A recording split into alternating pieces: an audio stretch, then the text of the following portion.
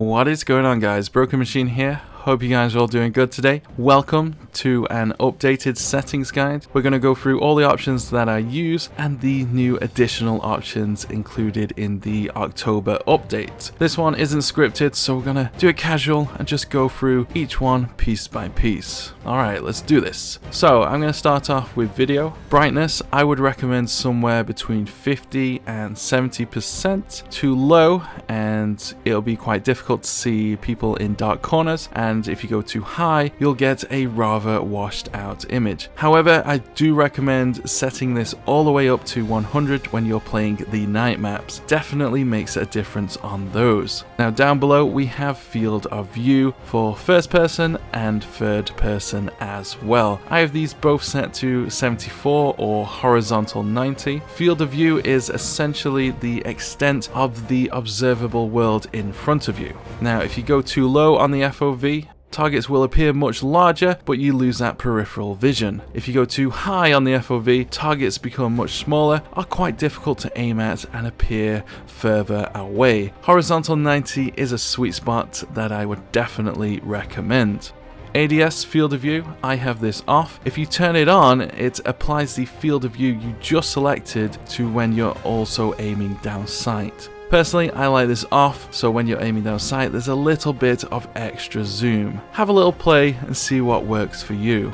Now, motion blur, you want to drop this down to 0%, and that will turn off motion blur completely. In the October update, they've addressed a bug where before, if you had this on 0%, it actually wasn't on 0 and it was still there. So if you turn off this completely, you'll gain some graphical performance gains, that's some FPS gains as well, and the game will look nice and clean. Weapon depth of field, this is personal preference. I prefer this to be off. Have a look on screen and see what you like. Personally, I find that with this on, my aiming is much worse, especially at longer ranges with the iron sight sniper rifles. Now, chromatic aberration, this is the color fringing along high contrast edges. No need for this to be on, same for the film grain effect. Turn both of these off and you'll get a much crisper and cleaner image. Down below, we have some colorblind options. If you're colorblind, have a play with these. Now let's move on to audio. Master volume, 100% of course. No need to set it any lower. Now music volume, I normally have this on 0%, but when I'm streaming, I turn this up just a little bit so we got some background music for my audience. Output configuration, if you have surround, set this to surround. If you have stereo, put it on stereo. I have the Astro A40 TRs and this setup works for me with the surround on and the Logitech Pro G headset. I imagine this headset setting will work out for most players, so definitely give it a go and see what you think. If your TV isn't that great, you may want to try war tapes. Say you've got a really kind of just a basic TV setup and the speakers aren't that great, war tapes should be pretty good.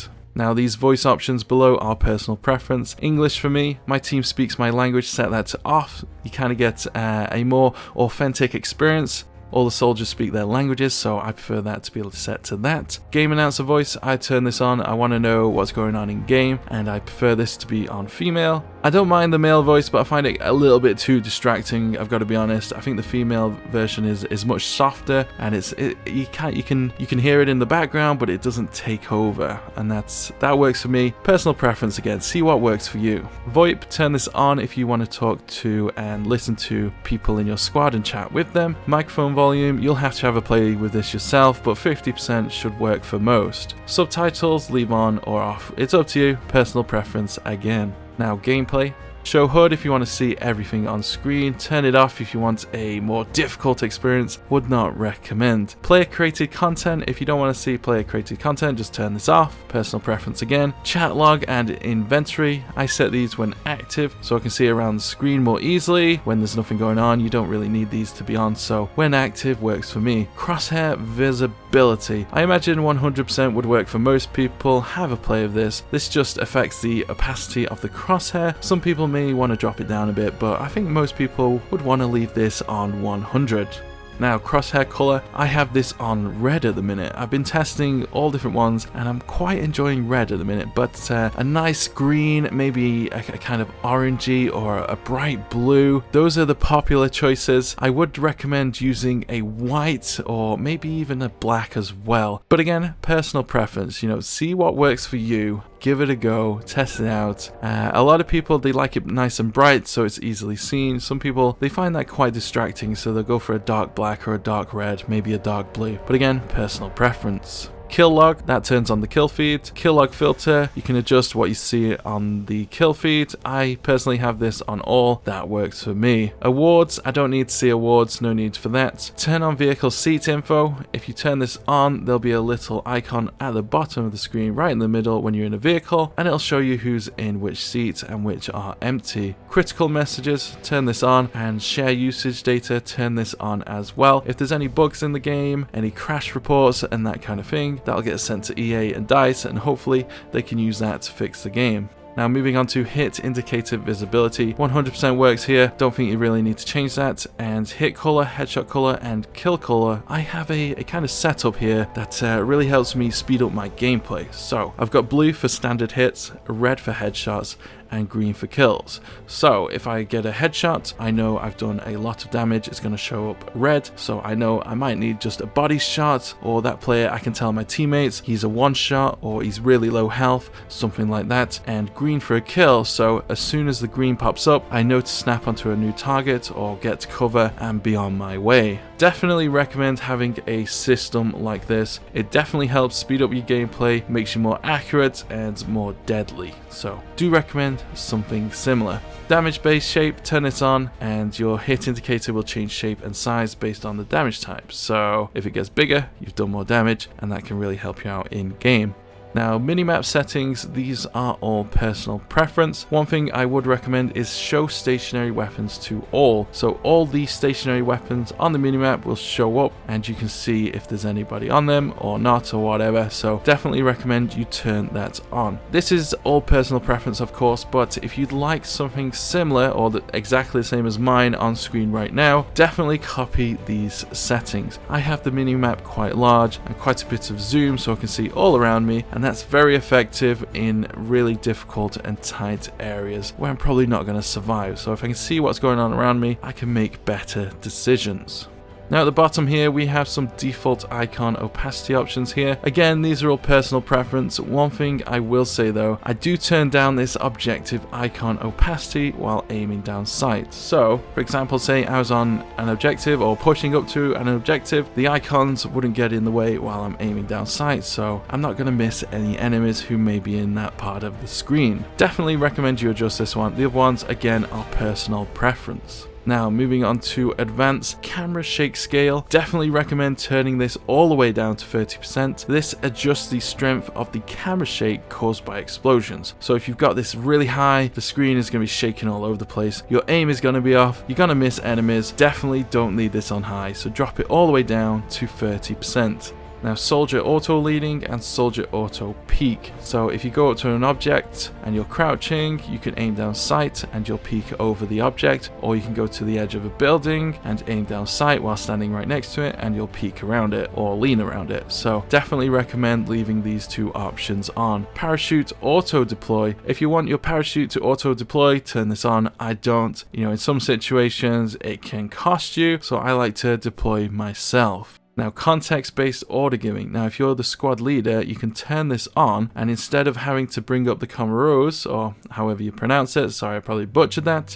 by holding the spot button, you can you can look straight at the objective and give a squad order and tell them to go and attack or defend that objective. Definitely helpful, recommend turning this on. Now the plane chase camera roll. If you want the camera to roll with the plane, turn it on, turn it off if you don't. Now down below we have aim assist options. We have the auto rotation and slowdown. I have slowdown on so that my aim slows down while I'm aiming down sight if I'm on target, and auto rotation, I have this off. If you have this on, basically if your enemy is in the crosshair and you aim down sight, the game's going to snap to them. Now a lot of players who are new to the game will find this really helpful, but if you're an experienced player, you'll be wanting to go for headshots or aim much higher up the body, and sometimes auto rotation can snap to body parts which you don't want to. If you're an experienced player, you probably want this set to off, and if you're trying to get better at the game, I would recommend turning this off. Do leave slowdown on though, that definitely helps you out.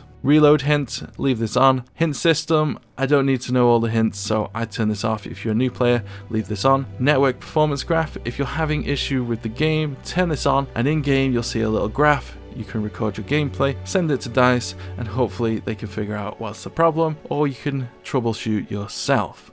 Aim lead indicator, I leave this on, but I've never seen this icon. Basically, this will indicate if your ping to the server is high, so you'll need to compensate by leading your aim a little more. Now at the bottom here, we have low ping network smoothing. Basically, if you have low ping and you're noticing high ping players are bouncing all over the screen, jittering about, then this will try and smoothen them out and you should have a more consistent experience. However, I'm pretty sure this introduces higher latency, so I have this off.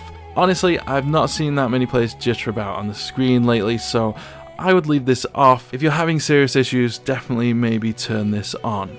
Now lastly, we have the control options. Vibration at the top here, turn it off. It does affect your aim, especially at long ranges. No need for this to be on. Invert vertical look and flight. Personal preference, use what works for you. Soldier stick sensitivity, recommend somewhere between 20 and 30% for new players. Try 50 if you're more experienced. I use 100%. Do remember there is no best sensitivity. Lower sensitivity means easier aiming. High sensitivity is quicker reactions. There is no best sensitivity, just use what works for you. If you do plan on changing your sensitivity, go up in something like 10, so go from 20 to 30 to 40. Don't just go from 20 to 100. Your aim is going to be all over the place and you're going to ruin your muscle memory. Don't go too high or too low if you're a new player. Just use what works for you, give it a go, and then adjust later on. Gotta start improving your aim first and then sensitivity changes later.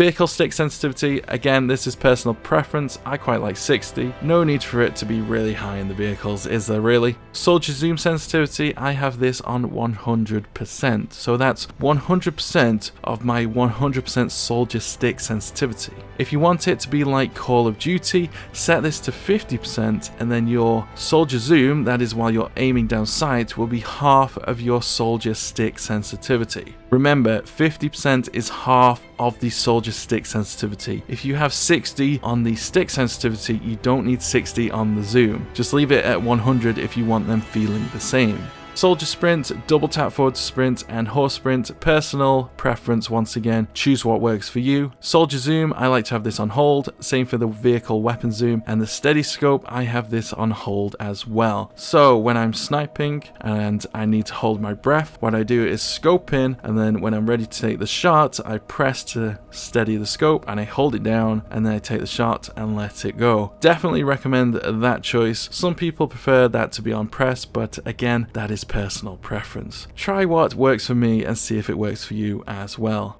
Bayonet charge start here, a new option. Definitely recommend you set this to hold. If you have it to press and you panic, you might set off a bayonet charge that's going to result in a easy death. So definitely recommend you have this on hold. Now control schemes, these again are personal preference. I've got custom on the soldier and gunner buttons, which I'll get to in a moment. Now at the bottom here, I do recommend veteran and legacy for the pilot. These are very simple options here, but very easy to use and it's very easy to get quickly to grips with if you're a new player. So definitely recommend veteran and legacy here. But again, all these are personal preference. Some people might not like my setup, so use what works for you. Now, I will come to that custom options in a moment, but first let's have a look at the advanced options. Now, right at the top here, we have stick aiming acceleration. You want to set this on 0%. So what this does is at 0, there is no acceleration on the sticks at all. If you have acceleration, your aim will never feel truly precise. Now again, this is personal preference. Some people might like the acceleration. Personally though, without the acceleration, your aim is as precise as it could be, as at the best it could be. If you have acceleration, it's going to take a little bit of time to get there. It's not going at full speed. So definitely recommend you set this to 0 and your aim will feel much more responsive. Now moving on to controller left stick and right stick options. I would recommend leaving the actual dead zone and the max input threshold on the default values of 15% and 100% for both sticks here. I've had a play of these options and I've got to be honest, my aim was much worse when I adjusted these, so personally I definitely recommend leaving these two options alone on both of these left stick and right stick here. However, I do recommend changing the center dead zone. The dead zone is basically how much the stick needs to be pushed to be activated or where movements are recognized by the game. So if you have this really high, you're going to have to move the stick all the way over before the game recognizes any movement. So obviously that's going to affect your aim and make it really difficult to stay on target. I have this on 11%. I'd recommend somewhere between 10 and 22%. You may be tempted to go really low, but I wouldn't recommend it as your aim will be all over the place. It will become too responsive and it just becomes unmanageable and uncontrollable. Definitely do not recommend. So 10 to 22% and leave these two on default. Now these controller options here for L2 and R2 for the max input threshold, drop these down to 5% and your aiming and firing will become much more responsive. Same on Xbox as well. Now these soldier zoom sensitivity options, I would recommend leaving these on 100% so they all feel the same. The reason is because down below here I also have the uniform soldier aiming set to on. Now what this does is basically it makes all sights and scopes feel the same in terms of sensitivity. So if you were using a pistol and you aimed 90 degrees to the left and moved over, and then you did the same with a sniper scope, both would feel exactly the same in terms of sensitivity. So if you leave all these options on 100, all your scopes, all your sights, everything in the game is going to feel exactly the same. Highly recommend you do this. There is a coefficient option at the bottom here. Leave this on default. If you go searching around the internet, you will find many forum posts of people arguing about this, and the DICE employees actually recommend 133%, so I would leave it as that, and that works for me. Check out my aim, it's pretty good, definitely try that yourselves. However, I will say you may want to change some of these field guns. They are quite slow, so you may want to turn these up a bit. When you're on these field guns, around the map, you don't really need super precise aim, so you might want to turn these up just a little bit. Now there is some extra options here. Vehicle aim relative control. So this one's a bit of a weird one. If you have this on and you're sat in a tank and you turn the turret to the rear of the vehicle, and you press forward to go forward in your tank, what will happen is the vehicle will actually go in reverse, so it follows the direction of the turret. Sounds kind of confusing? Yes, definitely is. So I would turn this off. Some people might like this though, so personal preference once again. Below here we have decouple aiming from turning. If you turn this on, you can aim in the vehicles while still being able to drive it as well, so your analog sticks aren't affected by the driver of the vehicle. Definitely recommend turning this on. Same for the vehicle passenger control as well. Now moving on to the last thing here, custom controls here. So here I've got these custom soldier buttons on the soldier and gunner options here, and if you set that to custom or any of these options to custom, exit here and go down here to the custom controller mappings. Now I've adjusted a few things here, so I've got spot on R2, and down below here I've got firing on R1 and zooming or aiming down sight with L1, and we also have down here L2 on the throw grenade. Now before I said it was much easier to aim with L1 and R1 or the front triggers on Xbox, so I've adjusted these here. Definitely recommend doing the same if you want a much more responsive experience. I also have crouch on R3. I have this on crouch press and prone hold. Now you could have it on toggle if you wish, but I personally find this works for me. So I can press it to slide or crouch, and I can slam it to drop shot and hopefully win a gunfight. Definitely do not recommend drop shotting in BF1. It doesn't really work, and there's a brief moment where you can't fire. So not the best strategy, but there are some rare situations where it can work. But that is pretty much everything. Yeah, it is. So it has been a long one today, guys. Hope you've enjoyed this video. These are all my settings. Copy them if you wish. Definitely do recommend adjusting some of these. A lot of people will just go into the game with default settings and you're gonna be at a massive disadvantage. Anyway, hope you guys enjoyed this. Please drop a like if you did. If you got annotations turned on, the left video will take you to a new tutorial and the right video will take you to yesterday's gameplay. Anyway, thanks for watching, guys. I'll see you guys soon. Take it easy.